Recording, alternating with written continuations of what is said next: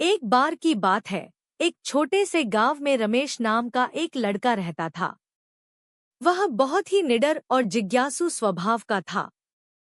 गांव के लोग अक्सर उसे चेतावनी देते थे कि वह जंगल के पास वाले उस पुराने खंडहर घर के पास न जाए, क्योंकि वहां एक खतरनाक भूत रहता था।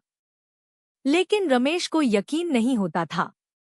एक रात उसने अपने दोस्तों से शर्त लगाई कि वह उस खंडहर घर में जाकर रात बिताएगा।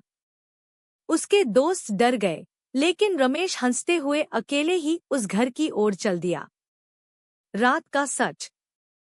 जैसे ही रमेश घर के अंदर गया, उसे ठंडी हवा का एक झोंका महसूस हुआ। दरवाजे अपने आप बंद हो गए। अचानक उसे पैरों के घसीटने की आवाज सुनाई दी। वह डर गया, लेकिन फिर भी आगे बढ़ा।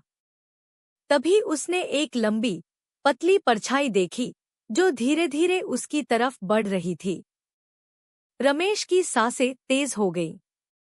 अचानक उस परछाई ने खौफनाक आवाज में कहा, तुम यहाँ क्यों आए हो? क्या तुम मरने के लिए तैयार हो?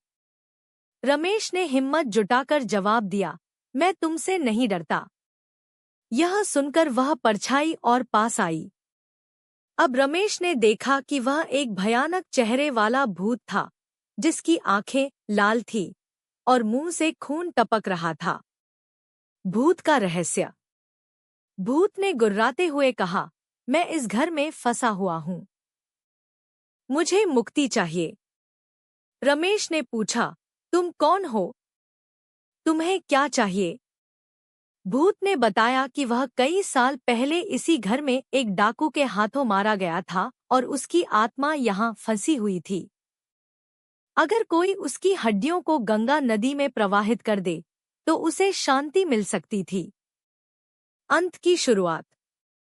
रमेश ने हाँ भर दी और अगले दिन उस भूत की हड्डियां ढूंढकर गंगा में बहा दी। उस रात जब वह सो रहा था, तो उसे सपने में वही भूत दिखाई दिया और बोला, धन्यवाद, अब मैं शांत हूँ। उस दिन के बाद से वह खंडहर घर सामान्य हो गया, लेकिन गांव वाले आज भी उस जगह से डरते हैं। सीख। अगर आप किसी भूत से डरते हैं, तो हो सकता है कि वह आपकी मदद मांग रहा हो,